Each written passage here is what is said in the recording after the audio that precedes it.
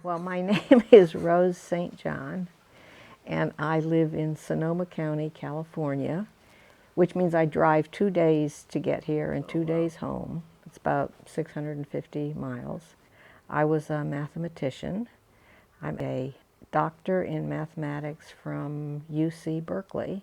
However, I'm retired, so I don't work anymore. I teach a few meditation classes in Santa Rosa. We're in Metta Forest Monastery in San Diego County in California, and we're inland, sort of in the, well, it would be desert, but it's watered, so it's a big avocado grove, so it kind of looks like a forest monastery. You have a sense of being in the forest. I'm here because the abbot of this monastery is a very, very fine meditation teacher. And in fact, he's not only a teacher of meditation, he's a internationally renowned scholar and translator. So he translates the original suttas from the Pali language, which is what they were first written in. And he studies history and interprets the Buddha's wisdom, as well as being an important meditation teacher. So I come for instruction. So what's the difference between being here and, say, reading his books? Well, here he's very accessible, which means I can ask him questions and have conversations with him about my personal meditation practice. And also, this community, it's like there's a lot of peer support. Everybody's here to meditate and study. And it's just way different from being out in other places, you know, where everyone's trying to, I don't know, get more, do more, be more, run around with some agenda, usually of acquiring. And here, it's very peaceful, it's very quiet, and people are clear about what they're doing. So there's a lot of peer support. So are you here on retreat? No, I'm not on a retreat particularly. I'm here for meditation and instruction. And we do about half the day, we do chores around the monastery. A lot of it involves preparing the food and washing dishes and, you know, other chores. And then about half the day I spend reading and meditating.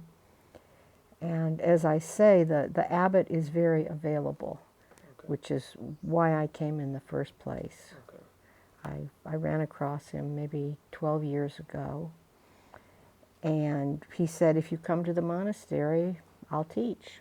So everybody that comes, he's available to teach. How would you describe the relationship between the monastery and the community? Well, this is a special relationship. There's a huge Thai community, people from Thailand in this county. And in Thailand, culturally, you support your monastery and your monks. And so the overall lay community, they come every Sunday for a big potluck and gathering, a sort of a social gathering. And the monastery is well supported in terms of, you know, food and gifts and whatever it is that they need. People like me that come and stay here, I leave donations. When I started here 12 years ago, the place was a lot more primitive. Now they've built a beautiful guest house, so it's very comfortable. I used to have to, you know, sleep in the forest in a tent. Now I have a room in a guest house, which is pretty nice. So the generosity of the overall outside community supports the monastery and supports it well. The monks seem to have everything they need. and plenty of stuff whether they need it or not. Yeah. Do the monks ask for anything? No, they're not supposed to ask. And they're not supposed to even teach or talk to you unless you ask. So you actually have to request the teaching. It's like when we go up for the question and answer period, if no one asks a question or wants to be taught in some area, then the abbot is silent and says, okay, go off and, weed the gardens or chop vegetables. So they don't ask for stuff, and they don't teach unless we ask. So they're not a proselytizing order. They don't go around trying to convince anybody of anything.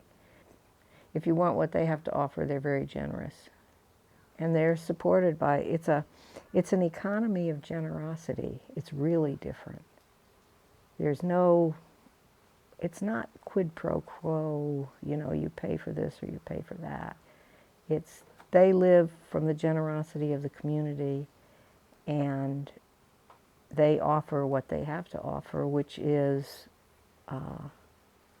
wisdom and skills and teachings.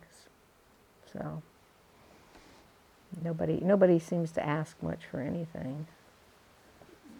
There's this idea amongst some people that they think that monks and nuns are like leeching on society. Parasites.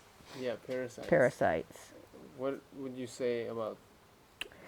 I would say, let's see, I would have a lot to say about that.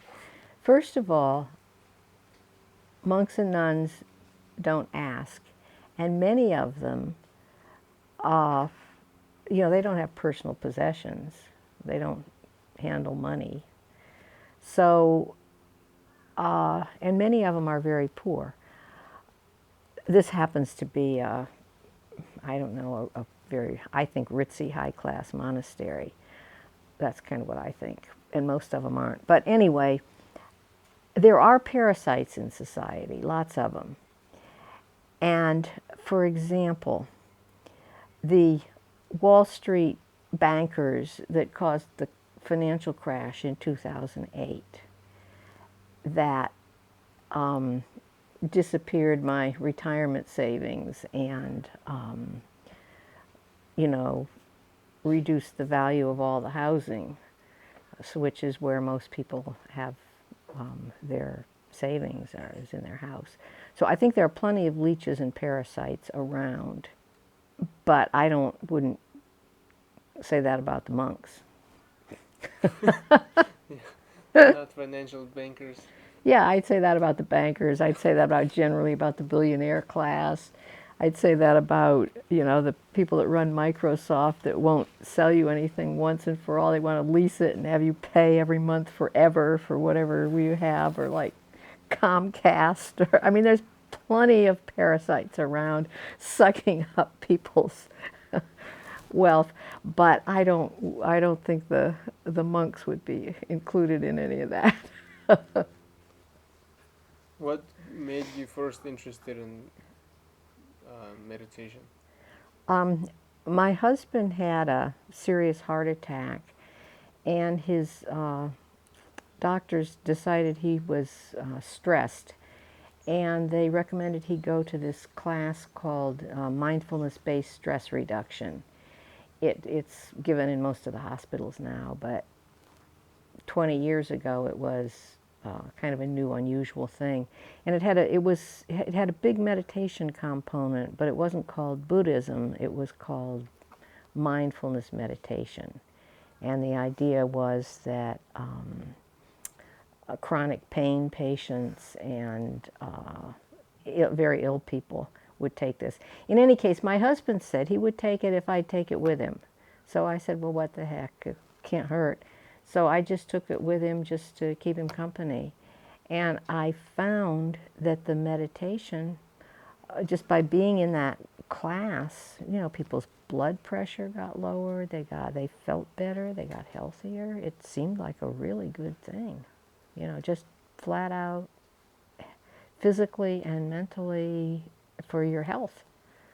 So that's where I started, and of course that led into the Buddhist scene, because they're the ones that are doing the meditation. So.